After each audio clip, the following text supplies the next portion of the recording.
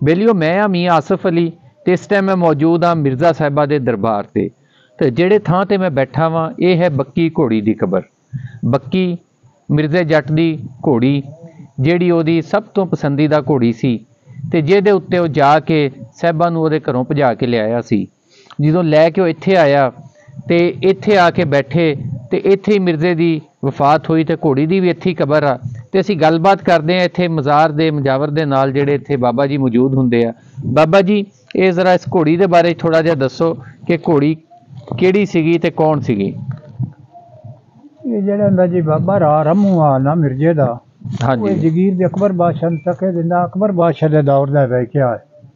उसे हिस्सा मंगया, वो इनकार होया। इस उहदी मज्झी शाम नूं अपने कब्जे कर लईयां। वो दिन उठ्या अकबर बादशाह दा थकोस पुरानी दिल्ली आ, शाही किला लाहौर आ। अकबर बादशाह लाहौर भी हुंदा। उंदे इंदा बाबा जा रा रहमत पेश होया भी मिर्जा मैनूं मरा दे, मेरा माल अपने कब्जे कर ले, साए मैनूं मारो। उस फौज भेजी, अपराध भेजे, नूं ले गई पुरानी दिल्ली दी। ये दे 4 साल मिर्जे नूं रखा गया। अकबर बादशाह डर किया, जाओ मिर्जा खरा जट नूं ना लियाओ तो अज फाहे लगा दो। जदों उन्हें पेश किया गया, मिर्जा आख्या अकबर बादशाह सलामत, मेरी आखिरी दिल की ख्वाहिश है, मेरी पूरी हो जाए तो फाहे दे ला। की तेरी ख्वाहिश है? मिर्जा आख्या मेरी दिल की यह ख्वाहिश, सिपाहियों नूं आख दिल्ली के बाजारां दे साइल करावन ते मुड़ फाहे दे लवीं। सिपाही लई जांदे ने गिरे जा, सिपाहियों नूं आखो जनाब मेरी हथकड़ी पट लो। मैनूं मिर्जा आख्या थोड़ा जिहा खुला फिरन दो, मैं किहड़ा बच जाना। उन्होंने दिल रब लू रहम आ गया भी आपां नूं किते जाउण देना। या दिल्ली के बाजार नूं वड़िया, खुंडे ते डांगा बेचण कण रख बंदे दुकानदार बन्ना दुकान तो खून चुक लो। दुकानदार पैसे मंगे, दो नूं खड़का दित्तो। जेहड़ी उहदी हमायत करते लाम तो सच्चे लड़ाई नहीं शुरू हो गया। मुल्क अगे दिल्ली के बाजार का ये मगेर जेड़ा अपना सिखू सलीम है ना, सिखू स्यादा भी सदे आने भी अकबर बादशाह का पुत्र अपने महिलां ते खड़ा, जिंदे नां ते शेखूपुरा बनया सिखू सलीम। इस मां तो पूछा भी आ बंदा कौन है जो दिल्ली का मुल्क अगे लाई जाता। उनकी मां क्या देन कि मिर्जा खरोले दानाबाद का, तेरे अब्बे अज अकबर बादशाह नूं फाहे देना, खरे नहीं कि मैं छड़ दिता इन्हें। सिखू सलीम आख्या अम्मा इजाजत होवे तो मैं भाई ना बना लवां। वो अपने महिला तो उतरिया सके, भाई साहब थोड़ा जिहा मार कुटाई तो खुले ना। मिर्जा रुकिया, अपना सिर का साफा मिर्जे के सिर ते, मिर्जे का अपने पग वटा ली तो मिर्जे नूं बिराह बना लिया। सिखू सलीम अकबर बादशाह के पुत्र। अच्छा विचू जी काला जिहा बंदा कोई बनना अकबर बादशाह को भी जिन्हों तो फाहे देना है ना, वो दिल्ली का मुल्क कोट कोट के अगे लाया। तेरे पुत्र सिखू सलीम चले उन्हें ना पग वटा ली तो भाई बना लिया। अकबर बादशाह आख्या मेरे पेश करो। जो पेश किया गया, कोई 2-4 गल्लां अकबर बादशाह पुछियां, उस आख्या लगा दो मिर्जे नूं फाहे। उस सिखू सलीम बोलिया अकबर बादशाह का पुत्र भी अब्बा इस पहले मैनू फाहे दे, तो मिचू पिछे मिर्जा खरा जट नूं मैं ना पग वटा ली तो भाई बना लिया। उस वजीर आख्या बादशाह सलामत हुण की करी? अकबर बादशाह कहण मेरा पुत्र ने नाल फाहे देने ने, मिर्जा नूं दोबारा मुड़ जेल नूं भेज दो। कोई 2-1 महीने जेल ही रहा। 12 वास इस तरह उच्चे खींचे गए, 60 फुट उचाई बनी, 90 उत्ते जिवें टाइम फीस हुंदा उन्होंने कुप्पी सद्दिया टोची तो रखी गई।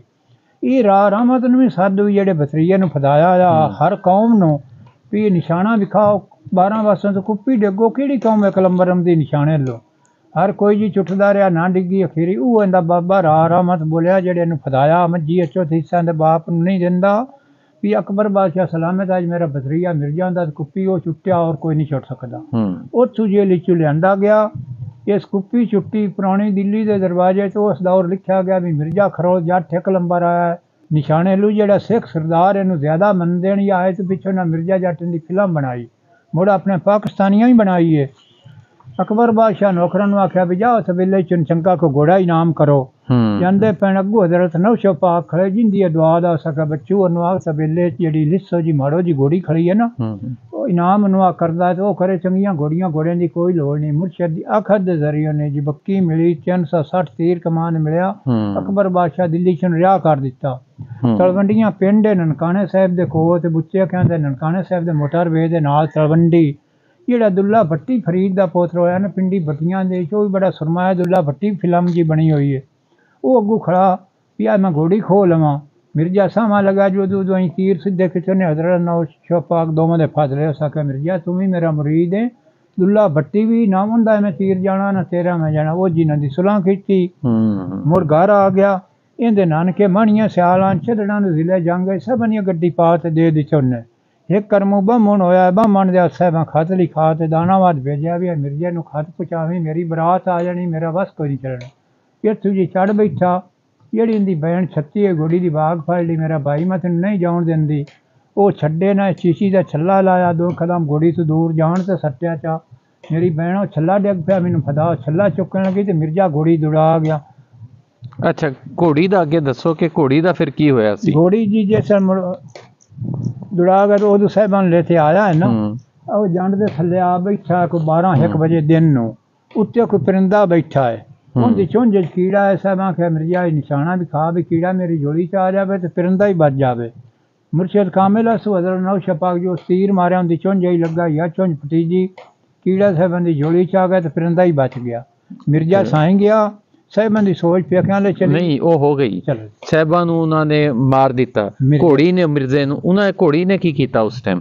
घोड़ी जी इत्थों मुड़ गई दानावाल ਅੱਛਾ ਅੱਗੋਂ ਪਿਓ ਵਿਰਾਵਾਂ ਬੈਣ ਵੇਖੀ ਵੀ ਘੋੜੀ ਆ ਗਈ ਸਖਣੀ ਜਿਹੜੀ ਗਈ ਤੇ ਵੇਲਾ ਲੈਣ ਆਉਣਾ ਤੋਂ ਸਵਾਰਾਂ ਤੇ ਆ ਖੱਲੀ ਗਈ ਘੋੜੀ ਜੀ ਉਹਨਾਂ ਕਦਮਾਂ ਤੇ ਮੋੜ ਹੱਟ ਪਈ ਪਿਓ ਵਿਰਾ ਮਗਰ ਠੋਪਰ ਜੰਗਲ ਬਾਹਰ ਆ ਅਕਬਰ ਬਾਦਸ਼ਾਹ ਦੇ ਦੌਰ ਵਿੱਚ ਘੋੜੀ ਉੱਤੇ ਆ ਤੇ ਖਵਰੀ ਮਿਰਜ਼ੇ ਸਾਹਿਬਾਂ ਦੇ ਪਿੱਛੋਂ ਪਿਓ ਵਿਰਾ ਆਏ ਨਚਾਇਆ ਇਹ ਆਪਣੀ ਦਾਨਾਵਾਦ ਦੀ ਜਗੀਰ ਸਮਝ ਤੇ ਇੱਥੇ ਰੱਖਿਆ ਗਿਆ ਮਿਰਜ਼ੇ ਸਾਹਿਬਾਂ ਨੂੰ ਨਵਾ ਦਵਾ ਤੇ ਜਨਾਜ਼ਾ ਕਰਤੇ घोड़ी अंदी 1.5 महीना देनो कबर ते घूमदी बत्ती तस्सी भुखे दे गम में मर गई उनकी निशानी ਆਪਾਂ ਬਾਹਰ ਬਣਾ। ਅੱਛਾ ਇਹ ਉਹ ਇੱਥੇ ਦੱਬੀ ਹੋਈ ਹੈ? ਹਾਂਜੀ ਅੱਛਾ ਇੱਥੇ ਦੱਬ ਦਿੱਤੀ। ਹਾਂਜੀ ਅੱਛਾ ਇਹ ਕਬਰ ਆ ਜਿਹੜੀ ਇੱਥੇ ਉਹ ਘੋੜੀ ਬੱਕੀ ਜਿਹੜੀ ਸੀ ਉਹਨੂੰ ਇੱਥੇ ਦਫਨ ਕੀਤਾ ਗਿਆ ਤੇ ਨਿਸ਼ਾਨੀ ਹੈ ਉਸ ਜਾਨਵਰ ਦੀ ਵਫਾ ਦੀ ਜਿਹੜੀ ਉਹਨੇ ਆਪਣੇ ਮਾਲਕ ਦੇ ਨਾਲ ਕੀਤੀ ਆਪਣੇ ਜਿਹਨੂੰ ਕਹਿ ਲਓ ਕਿ ਆਪਣੇ ਉਸ ਘੋੜੀ ਵੀ ਜਿਹੜੀ ਸੀ ਮਿਰਜ਼ੇ ਦੀ ਆਸ਼ਿਕ ਸੀ ਜਿਹੜੀ ਉਹਨੇ ਮਿਰਜ਼ੇ ਦੇ ਨਾਲ ਕੀਤੀ ਤੇ ਉਹਦੇ ਕੋਲ ਹੀ ਉਹਨੇ ਕਿਹਾ ਹੁਣ ਮਿਰਜ਼ਾ ਨਹੀਂ ਰਿਹਾ ਤੇ ਮੈਂ ਵੀ ਨਹੀਂ ਰਹਿਣਾ ਜਾ ਕੇ ਜਿਹਨੇ ਘਰ ਇਤਲਾਹ ਵੀ ਦਿੱਤੀ ਤੇ ਫਿਰ ਇੱਥੇ ਆ ਕੇ ਇੱਥੇ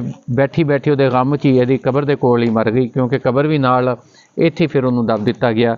ਤੇ ਜਾਨਵਰਾਂ ਦੀ ਵਫਾ ਦੀਆਂ ਬੜੀਆਂ ਮਿਸਾਲਾਂ ਤੇ ਬੱਕੀ ਦੀ ਜਿਹੜੀ ਵਫਾ ਵਾ ਇਹ ਉਸ ਦੀ ਸਭ ਤੋਂ ਵੱਡੀ ਮਿਸਾਲ